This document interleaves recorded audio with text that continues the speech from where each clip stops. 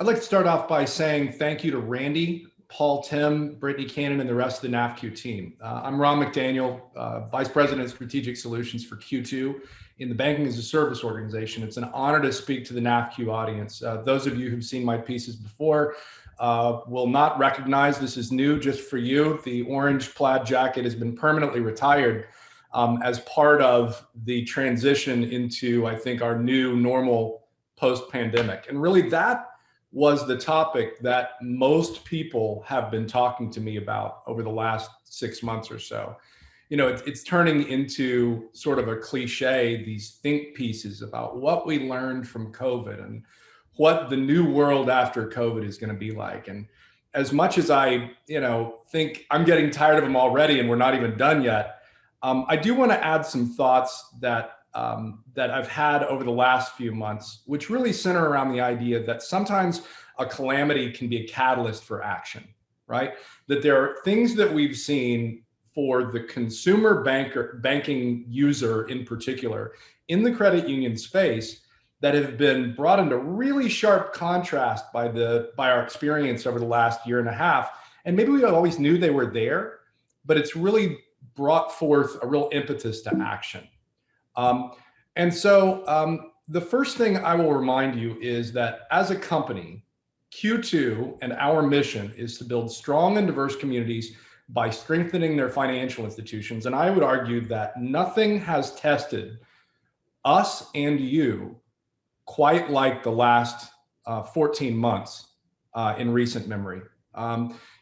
This crisis was markedly different from the financial crisis in 2008. I mean, obviously, crises are all kind of their own thing, but 2008 really changed the focus of the industry from one thing to the other. So a little bit of context, we've got a very broad perspective inside of our company. Q2, works closely with NAFQ. 33% of the top US 100 banks are Q2 customers. We move a couple $1 million every minute. We've got 1,000 financial institutions. 1 in 10 online banking users in the US is interacting with a Q2 product in some way. My business, the Q2 Banking as a Service business, is actually working to create a niche for community financial institutions in the fintech ecosystem by partnering community banks and credit unions with high growth companies, high growth fintechs like Credit Karma, Betterment, Acorns, and others to really bring together the growth of what's new with the institutions that serve the community. So we see a lot of things across a wide spectrum of activities in the banking space. So I'd like to start by talking about what I saw in May, because I talked to a lot of credit unions, I talked to a lot of banks, and I talked to a lot of fintechs. And as I walk through this with these two credit unions, I'm going to bet that your credit union is maybe not exactly one or two, but closer to one or the other. So here's Credit Union 1. May of 2020, I'm calling around. I talked to one of the CEOs of the credit unions we work with, and I say, okay, how's it going? And he says, it's going okay. But when this all started, we weren't a remote organization before, but most of our employees had laptop computers. And, so when they got home, they were ready to work, and we had to figure out some things with security, but we got that going. We had this huge spike in online traffic. And when stimulus programs came out, we got this huge spike. Everybody was checking their balances, seeing if the check came in. But our systems handled those additional volumes without a major issue. We didn't have an outage. We had spent, years investing in figuring out online account opening. We spent a long time investing in online loan origination systems and loan servicing systems. So we were all able to onboard new members and take loan applications smoothly. And so as the stimulus dollars came in and interest rates went down and people started buying new cars, we were able to process that. Our policies and procedures supported an adaptation to remote and hybrid work because we had a pandemic plan and we had a disaster recovery plan and we had practiced what we're doing. And so it actually was a pretty smooth transition that didn't require our board to do anything on an emergency level. And consequently, this new normal is something we're getting comfortable with. So Credit Union One has grown a little bit from May 2020 until today. They've done pretty well, and they're coming out of it maybe even a little bit stronger than they were before. Then we have Credit Union number two.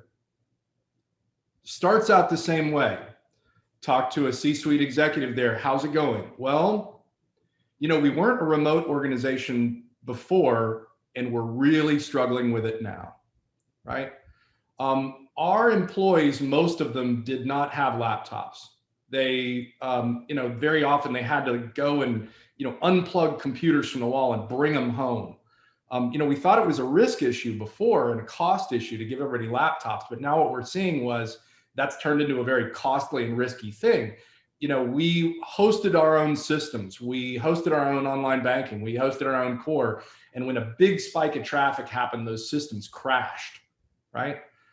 For years, even though we knew that, that online account opening and that online and mobile loan applications were really, really important, we needed to automate that stuff. But for a long time, we'd been relying on manual processes to get those through the system. And when everybody was out of the office, all that stuff failed.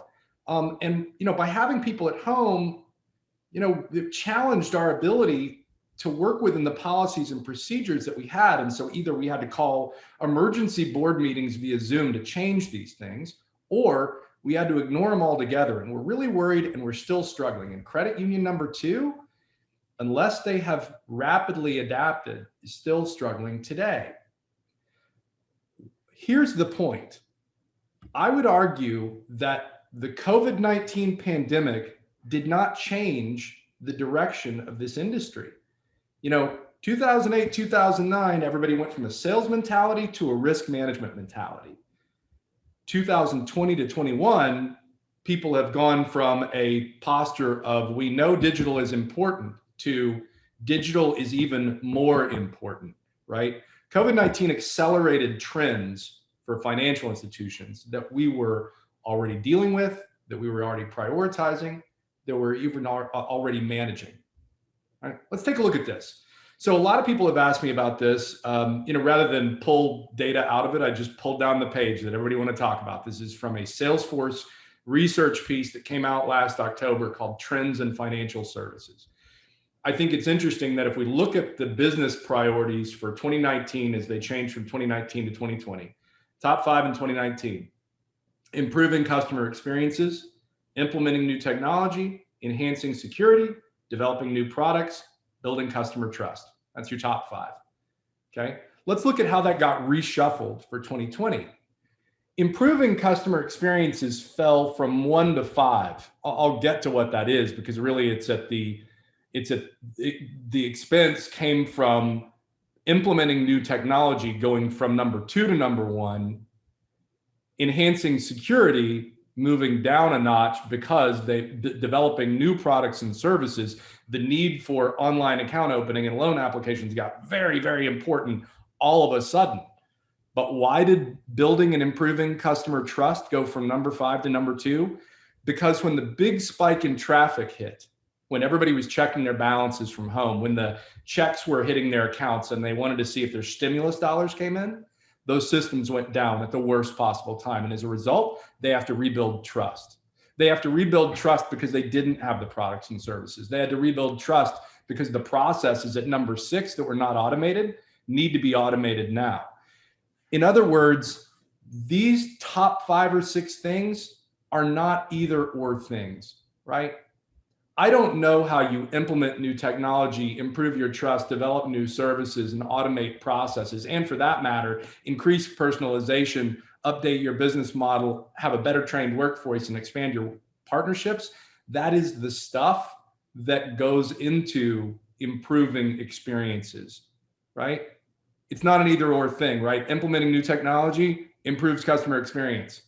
Building trust improves their experience. Developing new products and services, maybe not for their own sake, but solving problems with them, improves customer experiences. And by the way, that's not all digital, right? I mean, I work for a digital banking company, but I'm going to give you some examples of this stuff that are not just about meeting whiz-bang features that some fintech has rolled out, like Moven's tap on the glass feature to get the money out of the emergency savings. We're talking about things you can do today and just decide to do them, right?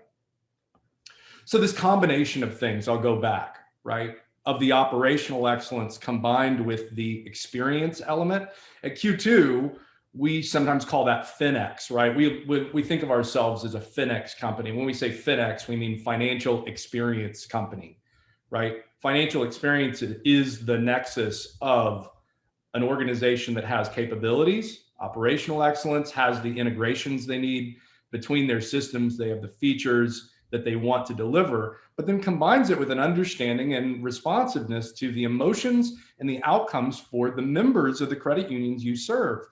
Getting the data and getting the insights from the information you have to understand that, for example, if they go to this place at the coast and that's what the data is telling you on a procedure that they on a transaction from from a debit card, that they're probably on vacation and that's going to influence their finances in some way, right? Using open technology so that you have more options to respond when the time comes, and solving problems for your members in a way that makes them value the relationship they have with the institution, because nobody knows your members like you do, right? So that's the second thing. That's the next thing. Digital is banking. This is a real clear takeaway from what we've been through in the pandemic. When we talk about digital banking isn't some other thing. Digital is just the extension of the credit union into the online experience, into the mobile experience, into text, into other places. But it's still the credit union. And it's not going to be any better than the credit union is simply by investing in product and features, right? Still got to be responsible. Same thing here. Everything fin is fintech. One of the things that I hear about from our banks and credit unions a lot is they'll say, well, we're a bank or we're a credit union, but we're trying to think like a fintech. It's 2021. Everyone in the financial services business is a fintech now. Some are better at it than others. And by the way, the quality of their technology does not determine their excellence as a financial institution. It only determines how good they are at extending what they know and what they're capable of into the digital environment. So in this climate, it's experience that differentiate your brands, not your products. I mean, you may have a great idea for a combination first mortgage home equity line of credit. Okay, setting that aside, right? That's the kind of novelty that you can do something with. But beyond that, especially for a credit union that lives in very much a community space, it really is the experience your members have that determine how valuable you are to them, not your free checking versus everybody else's free checking. So let's test this thesis, right? In New Orleans in the spring of 2019, I came out and I put this slide up and I said, mastering your digital experience is about extending the social reach of your community, not just your app. I keep returning to this theme, right? So you want to have a digital experience. The best digital experience you have is what extends the community, right? Not just the quality of the app you put on somebody's phone. And I said, well, digital transformation, therefore, is not just using technology to deliver the same services, right? If I can deposit a check in the bank, I can deposit a check in a mobile app. Okay, that's great, but that's not digital transformation. What digital transformation really means is using technology to deliver things that weren't possible before, right? When we say that, I mean like a chatbot that allows somebody to get service at a time and in a way that they might not have, or get it faster than they would if they were waiting to a real person. Chatbot's not a replacement for a real person. Chatbot extends the ability of the credit union to deliver information, right? And those two things work together, because there's not people who are switching financial institutions because financial institutions, or for that matter, a neobank challenger or a fintech has a chatbot. We come back to this. People are just doing more of what they were doing before COVID. Time of economic pressure, fees became even more important, right? 55% of people before would switch banks. This is an insider intelligence piece from December, by the way. 55% would change before, a little over 60 would change now. Branches became a little less important, but still very important. by the way. I mean, there is a segment of the population, about a third, for whom the branches are very, very important. So I think there's this rush to say the branch is dead. The branch was certainly negatively impacted by the COVID pandemic. There's no denying that. But I'm going to come back to a counterexample in a second, but still very important, right? Mobile banking became more important, right? It was 38% before, 45 now. That's a significant jump, right? That's a little less than 20%. Rates, still very important. A sidebar here. This was otherwise a well-done piece of research, but I find it irritating that they mixed in the interest rate on savings with the interest rate on credit accounts. Personally, I think that's apples and oranges and they shouldn't be missed. But apart from that, I think we can all agree that at least the credit card interest rate stuff, very, very important on credit. Online banking, wow, huge jump. Went from 31 to 40%, right? That's a big jump. People keep talking about the importance of mobile. We can't sleep on the importance of online. Obviously, there's the distinction between mobile and online at this point is kind of hollow, but looking at online banking, I think in particular, as online, you can tell that is a lot of people who were at home and realized a third that this particular thing we're looking at in the browser window is very, very important, right? ATM's about the same, customer service, fraud prevention about the same, right? So big takeaways: fees, mobile banking, online banking, location, the branch is not dead, right? So how does this shake out? Well, let's talk about fees. And by the way, this is a good news story for credit union because this is not something you need to go make a huge technology investment in. The neobanks and challenger banks, the fintech players like the Chimes and Varos and Daves, have made a lot of noise about outsmarting overdrafts, and banks are following them, right? So led by the neobanks and the fintechs, either making overdrafts more customer friendly by saying, okay, no more overdraft fees, or just eliminating overdraft altogether, is something that more and more banks are starting to do, and they're starting to market on that. You know, I think consumers, and there's a number of pieces of research that tell me this, are becoming more wary about overdraft and are beginning to see that it's not particularly friendly to them, right? That they shouldn't be spending money fundamentally that they don't have. I'm going to get to managing that in a second. You know, they're starting to realize that this is managing a cash flow problem. And so, you know, to the extent that we can make overdrafts friendly or eliminate them altogether, that's probably a good idea. I think the market is more and more turning against, you know, overdrafts that cost 20, 30 bucks when they happen. And that takes me to the next point, which is early direct deposit. You know, I think Chime is an example of a company that has made a significant amount of noise about a strictly operational feature, right? Early direct deposit, just simply crediting from an ACH transaction a little bit earlier, is something that Chime has built a user base of millions of people on. And by the way, I'm glad to see there's United Heritage. I like how they styled it, right? I mean, imitation's the sincerest form of flattery, right? I mean, I think they did a great job of making the point. It's your paycheck, get paid early. And these two things go really well together, right? If you can move the money into people's hands a little bit earlier, then the cash flow problem becomes a little bit less intense. People's bills and people's lives don't necessarily coincide and revolve around the 15th and the 30th of the month or every other Friday, right? So to the extent that you can provide these tools, that's good. Now, and I know the last time I spoke to the NAFQ audience, you know, one of the things we talked about a lot was using data to understand the cash flow people.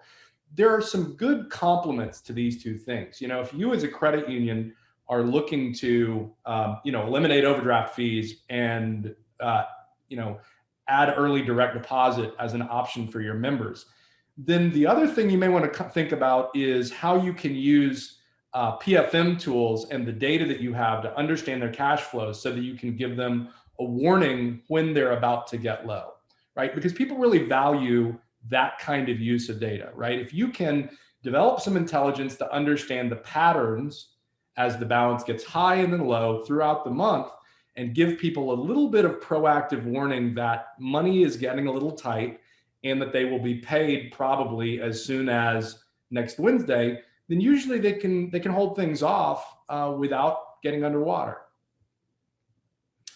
But again, I want to come back to some of the non-technology stuff. I mean, I think it's easy enough for me to say as an employee of a software company that the answers lie in, a data analytic tool that'll tell you when people's balance is getting low, right? Early direct deposit you can do, eliminating overdraft fees you can do.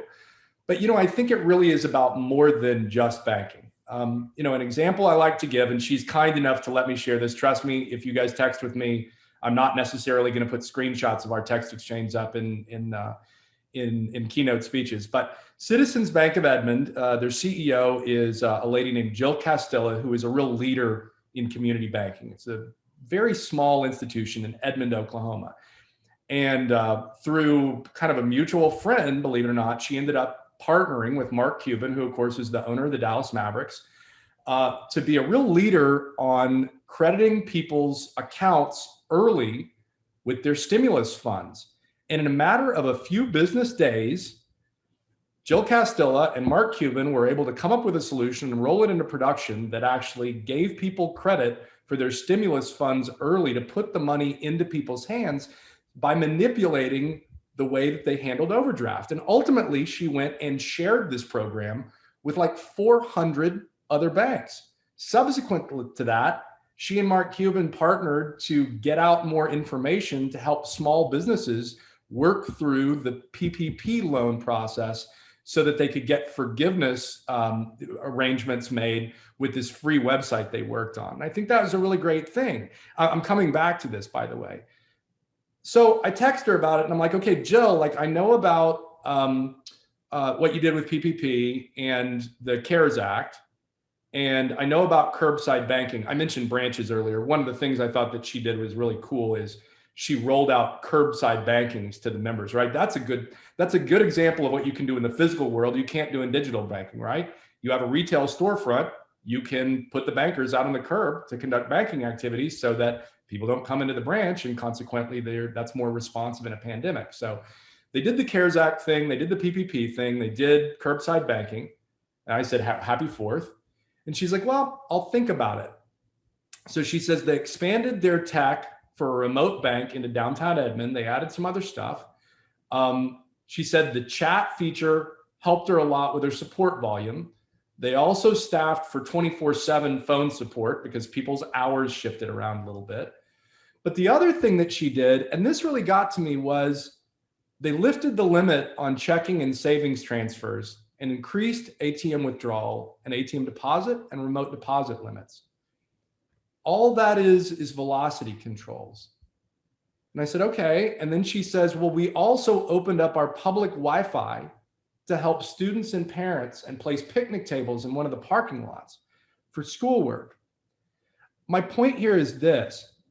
When I look at Citizens Bank and I look at all the press they got and I look at all the things that they were able to do, I see a little bit of technology, but what I see a lot of is focus on the well-being of the customers of the bank and the bankers and the community as a whole, right? Edmond, like many other places, had kids that were going to school remotely, had parents that were struggling, and don't have broadband that's equally accessible to everybody. And all they did was put picnic tables in the parking lot and made their Wi-Fi coverage a little bit bigger, right? They had 24/7 phone support. They used their branches in a curbside mode rather than a behind the counter mode. They changed some velocity controls. That's it, right? So as you think about the technology investments that you make, understand that digital transformation is going to happen regardless, but your membership in a community and your place in that community empowers you to do things with the tools that you already have that digital can help you extend, but digital doesn't replace. Your connection to community, the branches, and your understanding of banking and how banking impacts people's lives, because that's what it's about.